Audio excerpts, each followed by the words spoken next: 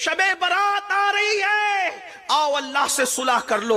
मैं जल्दी जल्दी बात मुकम्मल करने लगा हूं, तो याद रखना जिनकी बख्शिश नहीं होती शबे बारात में, नंबर 1 जो शराब का आदी होगा, नशे का आदी होगा, उसकी बख्शिश नहीं होगी। नंबर 2 जिसने माँ बाप का दिल दुखाया होगा, उसकी बख्शिश और मगफिरत नहीं होगी, ता वक्त ये कि वो तौबा न कर ले, वो अल्लाह की बारगाह में माफी मांगकर अल्लाह से अहद न कर ले। इसलिए जो माँ बाप की नाफरमानी करेगा शबे बारात में उसकी मगफिरत नहीं होती। आप तो पूरा चार्ट लेकर बैठे, सलातुत तस्बीह पढ़ ली है, कलमा शरीफ पढ़ लिया है, दुरूद शरीफ पढ़ लिया, जो पढ़ते उनकी बात करता हूं। आज तो मेरी कौम पढ़ती भी नहीं। शबे बारात का मतलब पटाखे फोड़ना, शबे बारात का मतलब रात भर जागना। रात भर जागने की रात समझते लोग, भाई जागने की रात नहीं है, वो इबादत की रात है। हाँ, जागने और इबादत में फर्क है ना, इबादत की रात है वो। जाग तो इंसान होटल में बैठ के भी गुजार सकता है, इंसान जाग तो खेल कूद कर भी गुजार सकता है, तो वो इबादत की रात है, इबादत करो। तो जो नहीं करते उनका तो ठिकाना नहीं, जो करते उनसे कह रहा हूं पहले ये करो, माँ बाप को राजी करो, पहले अल्लाह की बारगाह में तौबा करो। एक बात याद आई, फिर बात आगे बढ़ती है। अगर कोई माँ बाप की नाफरमानी करके काबतुल्लाह भी जाए तो भी अल्लाह उससे राजी नहीं होता। आजकल लोग माँ बाप को छोड़कर पसंद की शादियां कर रहे हैं। कहते तुम्हें क्या समझता, तुम तो बुढ़े हो गए, तुम्हें तो कुछ समझता ही नहीं। वो जिसने पैदा किया, तरबियत की, पूरा शबाब कुर्बान कर दिया, जवान बेटा अपने बाप को कहता है तुझे क्या समझता। ये हंसने की बात नहीं है। मुझे बहुत तकलीफ होती है जब मेरी कौम इस्लाह की बात सुन करके हंसती है। इसका मतलब उन्हें यह ख्याल है कि उन्होंने दिल पे लेना ही नहीं है। ये हंसने की बात नहीं है, ये एहतिसाब और रोने का मकाम है कि अगर माँ बाप को छोड़कर काबतुल्लाह जाओ तो भी अल्लाह ना मिले और अल्लाह नाराज हो। इस सिलसिले में फकीह अबुल समरकंदी ने एक हिकायत लिखी है, उसको सुने दिल के काम। एक अल्लाह के वली थे, वली की बात करो, मेरी आपकी बात नहीं, अल्लाह के वली थे। माँ के पास आए, अम्मी मुझे बहुत याद आती है, काबतुल्लाह की उम्रा के लिए जाना है।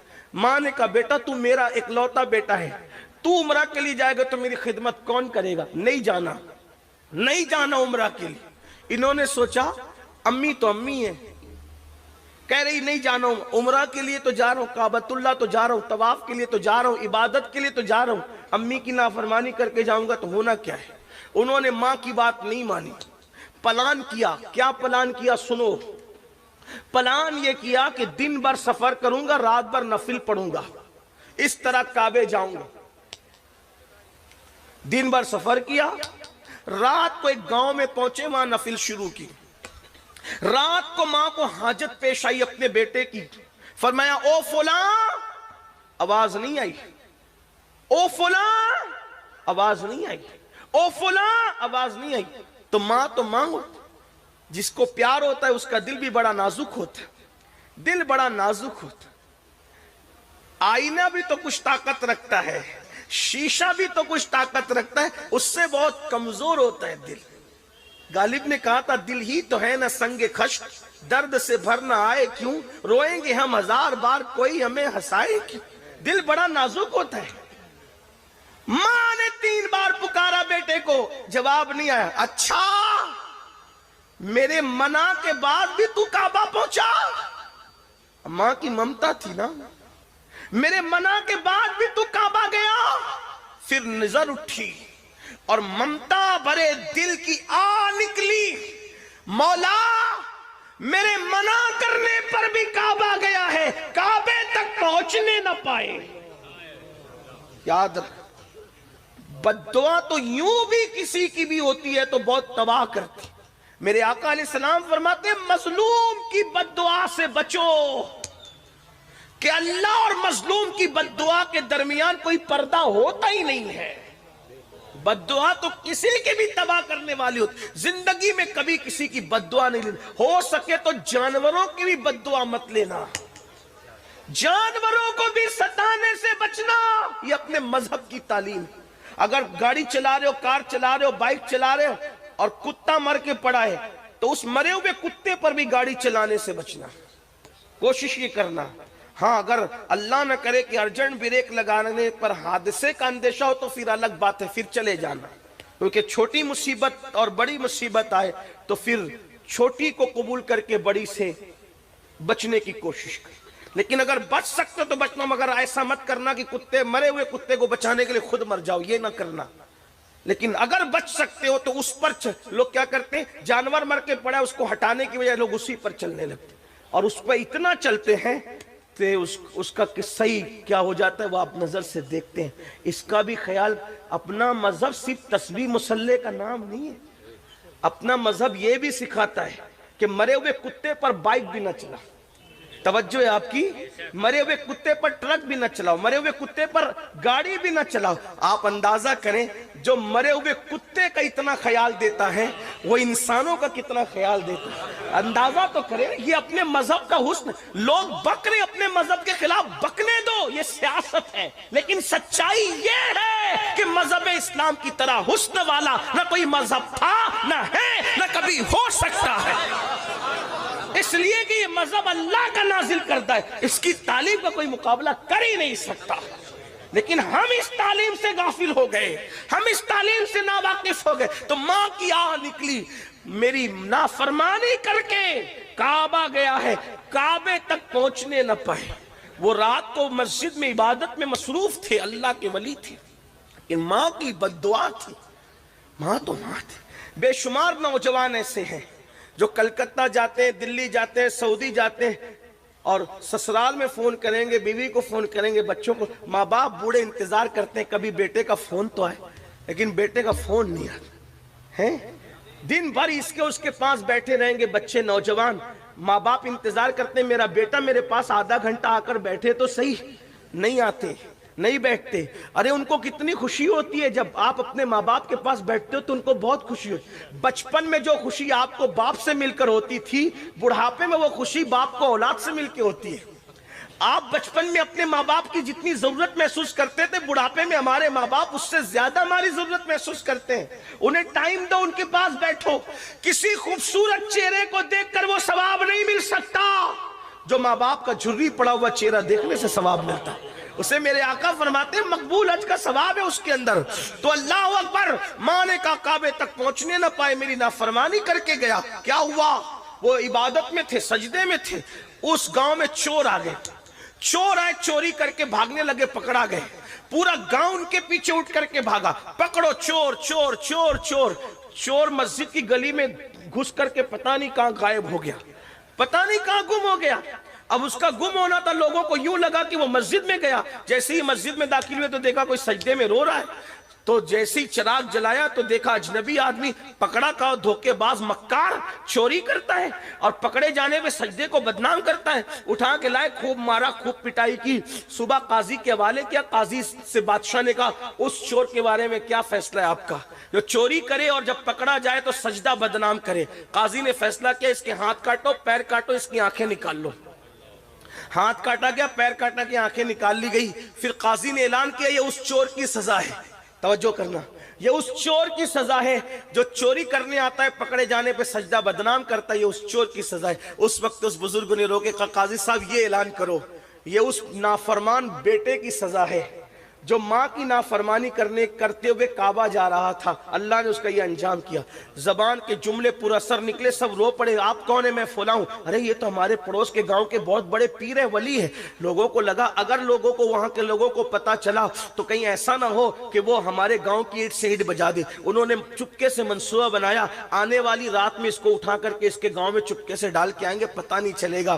گئے، رات کو ڈالا، ڈالنے کے بعد ماں کو پھر دوسری رات بیٹے کی یاد آئی۔ ماں ماں ہوتی ہے، کسی کے سینے میں اتنا ممتا بھرا دل نہیں ہے جتنا ماں کے سینے میں ممتا بھرا دل ہے۔ میرے عزیز، میری قوم کے جوانوں، اگر ماں مرغی ہو تو اپنے چوزوں سے اتنا پیار کرتی ہے، مرغی ہو کر کے چوزوں سے اتنا پیار کرتی ہے۔ ماں اگر اشرف المخلوقات ہو تو اپنی اولاد سے کتنا پیار کرتی ہوگی۔ لیکن ہم بے وفا ہیں، کس کس کے ساتھ بے وفائی کی، کہاں کہاں تک بے وفائی کریں گے۔ اللہ اکبر، ماں کی ممتا تھی۔ رات کی تاریکی میں ماں نے ہاتھ اٹھائے، ہے اے اللہ کل میں نے بد دعا تو کر دی تھی اپنے بیٹے کے لیے، لیکن مولا اب بیٹے کی یاد آتی ہے، اے اللہ ایک بار مرنے سے پہلے میرے بیٹے کو مجھ سے ملا دے مولا، اتنا کہنا تھا مجھ سے ملا دے۔ ان کو وہاں لا کے ڈالا، بھوک لگی ہوئی تھی، انہوں نے آواز لگائی ہے کوئی مظلوم کو بھیک دینے والا، کھانا کھلانے والا ہے کوئی؟ جانی پہچانی آواز تھی لیکن اندازہ نہیں تھا۔ ان کی امی نے کہا او بھیک مانگنے والے بھکاری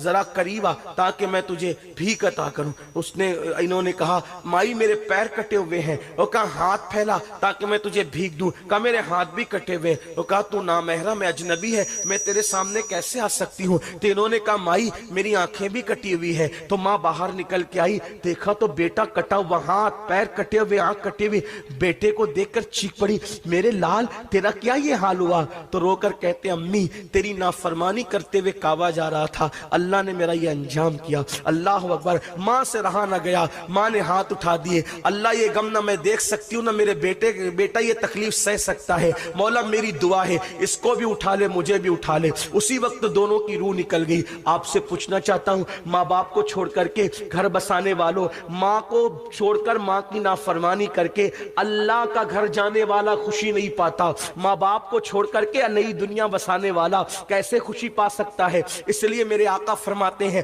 شب برات میں بھی ماں باپ کے نافرمان کی مغفرت نہیں ہوتی، اپنے ماں باپ کا ادب کرو۔ آپ تو مسلک اعلیٰ حضرت کا مسلک اعلیٰ حضرت کا بہت نعرہ لگاتے ہیں، کیا مسلک اعلیٰ حضرت ایک دو چیز کا نام ہے؟ آئیے مسلک اعلیٰ حضرت کا ایک اور گلدستہ میں آپ کو پیش کروں۔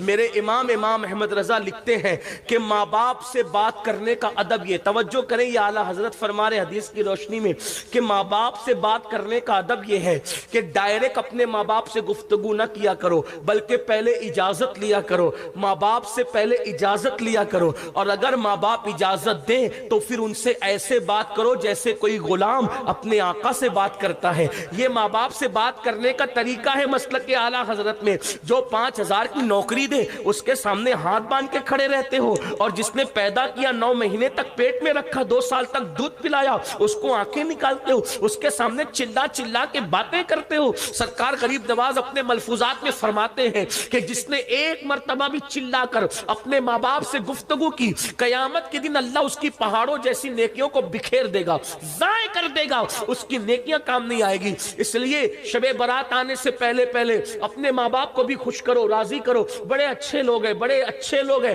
ماں باپ سے معافی مانگو تو جلدی معاف کر دیتے ہیں۔ نمبر 3 میرے آقا علیہ السلام فرماتے ہیں کسی کے لیے دل میں بغض کینہ رکھنے والا اللہ اس کو شب برات میں معاف نہیں کرتا۔ میں جلدی چل رہا ہوں، تشریح کا وقت زیادہ نہیں۔ آج مجھے بتاؤ داڑیاں بڑی کر لی دل کا کیا حال ہے، ٹوپیاں خوبصورت پہن لی دل کا کیا حال ہے، خوبصورت کپڑے پہن لیے دل کا کیا حال ہے۔ کتنی حیرت کی بات ہے، جس کو انسان دیکھتا ہے اس کو تو سنوار لیا، لیکن جس کو اللہ دیکھتا ہے اس کو کب سنوارو گے؟ میرے آقا نے فرمایا ان اللہ لا ينظر الى صورکم والى اموالکم ولكن ينظر الى قلوبکم۔ اللہ نہ تمہارے چہرے دیکھتا ہے نہ تمہارے مال دیکھتا ہے، اللہ تو تمہارے دل دیکھتا ہے۔ صلاۃ و تسبیح پڑھنے والوں، سجدے کرنے والوں، درود شریف پڑھنے والوں، قرآن شریف کی تلاوت کی بات کرنے والوں، بتاؤ دل میں بغض نہیں ہے، دل میں حسد نہیں ہے؟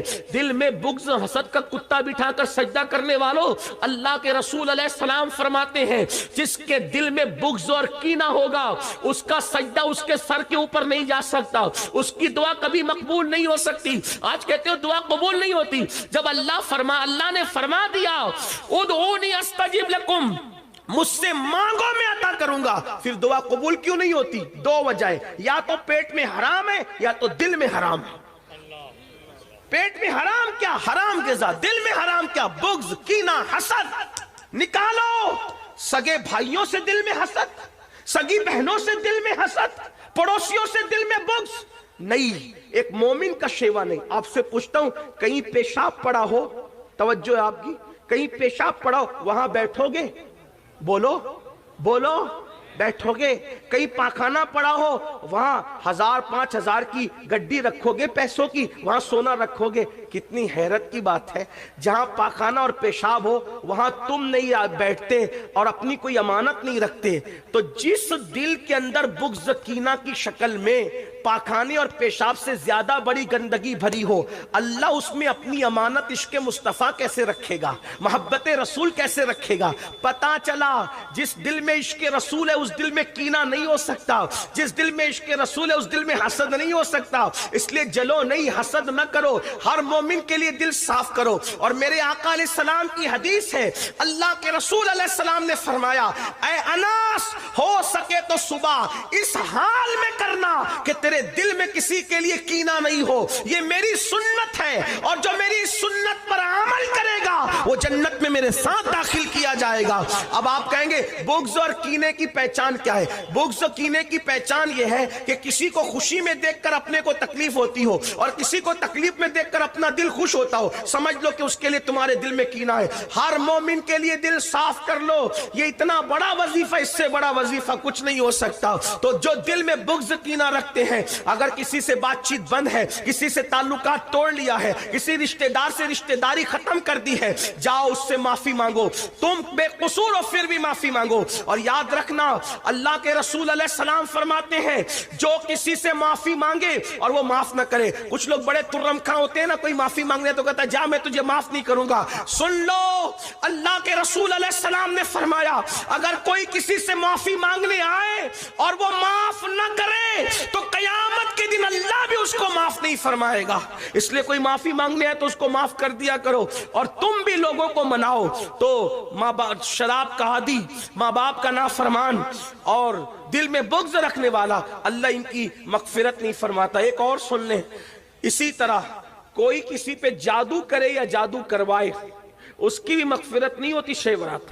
آج یہ لعنت بھی عام ہو گئی ہمارے معاشرے کے، کسی کا بیٹے ہی بیٹے پیدا ہو رہے ہیں، کسی کی بیٹی کو اچھے رشتے آ رہے ہیں، کوئی خوبصورت ہے، تندرست ہے، توانا ہے، تو پنڈتوں کے پاس جا کر، مشرکوں کے پاس جا کر، سفلی والوں کے پاس جا کر اس پہ جادو کرتے کراتے ہیں۔ یاد رکھنا، یاد رکھنا، اگر تم کسی کو دکھی کرتے ہو کبھی سکھی نہیں رہ سکتے۔ میرے آقا فرماتے البر لا یبلا والذنب لا ینسى والدیان لا یموت اعمل ما شئت کما تدین تدان۔ نیکی کبھی پرانی نہیں ہو سکتی، گناہ کبھی بھلایا نہیں جا سکتا، اور بدلہ دینے والے خدا کو کبھی موت نہیں آ سکتی۔ جیسا کرو گے ویسا پاؤ گے، پھر جو چاہو کرو، جو کرو گے ویسا بھرو گے۔ کسی کو دکھ دینے والوں، کسی کو ستانے والوں، کسی کو بیماریوں میں ڈالنے والوں، کسی کو پریشانیوں میں ڈالنے والوں، اللہ کے رسول کی شفاعت نصیب نہیں ہوگی۔ جادو کرتے ہو، جادو کرواتے ہو بس اس لیے کہ وہ تکلیف میں رہے۔ مومن کسی کو تکلیف میں ڈالنے کے لیے نہیں آیا، مومن تکلیف سے نکالنے آیا۔ عورتوں میں یہ گندگی زیادہ ہے، کسی سے حسد، بغض، اور میری مائیں اور بہنیں بیٹھی ہیں، میری بہنوں اپنا کام نہیں، کسی کو دکھ میں ڈال، ہو سکے تو کسی کو خوشی دو۔ تم دوسروں کو خوشی دو گے اپنی حیثیت کے مطابق، اللہ تمہیں خوشی دے گا اپنی شان کے مطابق۔ تو ان لوگوں کی شب برات میں بخشش نہیں ہوتی مگر جو توبہ کر لے۔ آخری بات، جو توبہ کر، توبہ وہ عظیم عبادت ہے۔ میرا اللہ فرماتا ہے ان اللہ یحب التوابین، بے شک توبہ کرنے والوں کو اللہ اپنا محبوب بنا لیتا۔ بس ایک آخری بات کہنے چلا ہوں، توجہ سے سننا۔ بڑے سے بڑا پاپی، بڑے سے بڑا مجرم اگر توبہ کرے تو اللہ اس کو اسی وقت معاف کرتا۔ گناہ سے توبہ کرنے والا گناہ سے ایسے پاک ہو جاتا ہے جیسے ابھی اپنی ماں کے پیٹ سے پیدا ہوا۔ لیکن توبہ کیا؟ گال پیٹنا توبہ نہیں، کان کھینچنا توبہ نہیں، استغفر اللہ رسمی طور پہ پڑھنا توبہ نہیں۔ توبہ کیا؟ اپنے اللہ سے کہو بہت پاپ کر چکا، گناہ کر چکا، معاف کر دے، پھر دوبارہ اس رستے نہ جانا۔ یہ ہے توبہ۔ جو ایسی توبہ کرتا ہے خدا اس کو اپنا محبوب بنا لیتا ہے۔ اس سلسلے میں ایک بات پڑھ کے بات مکمل ہوتی ہے، بہت توجہ سے سننا۔ ایک جوان ہے، توجہ، کیسے کیسوں نے توبہ کی۔ لوگ کہتے ہیں مولانا ہم تو بہت گناہ کر چکے، زنا کیا، شراب پیا، یہ کیا، وہ کیا، نماز۔ میں نے کہا اللہ کے بندو کچھ بھی کیا، توبہ کا دروازہ اللہ نے کھول رکھا، توبہ کا دروازہ اللہ نے کھول رکھا ہے۔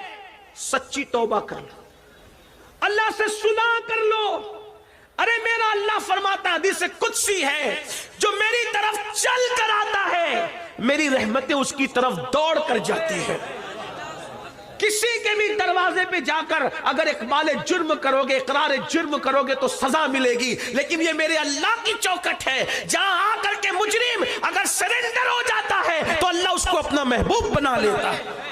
आओ अपने अल्लाह की तरफ रुजू करो, अपने अल्लाह की तरफ माफी मांगो अपने अल्लाह से। एक जवान है, उसका नाम अब्दुल्ला है, जवानी की दहलीज पे कदम रखा। मैं अपने अल्फाज के जामे में रिवायत पढ़ रहा हूँ, ये वाकया पढ़ रहा हूँ, ध्यान से सुनना। मेरी बहनों से भी, मेरी बहनों बेपर्दा घूम चुकी हो, कोई गलतियां हो चुकी है, तुम भी तौबा करो। शबे बारात तुम्हारे लिए भी है। आजकल की औरतें किचन के अंदर गाने सुन रही है, सीरियल देख रही है, बारीक और पतले कपड़े पहन रही है, पर्दा करने शर्माती। औरतें कहती मौलवी साहब पर्दा तो आंख में होना चाहिए, ये जाहिर का पर्दा क्या है? मैंने कहा तू सैयदा फातिमा तू ज़हरा से भी बड़ी आंख में पर्दे वाली आ गई।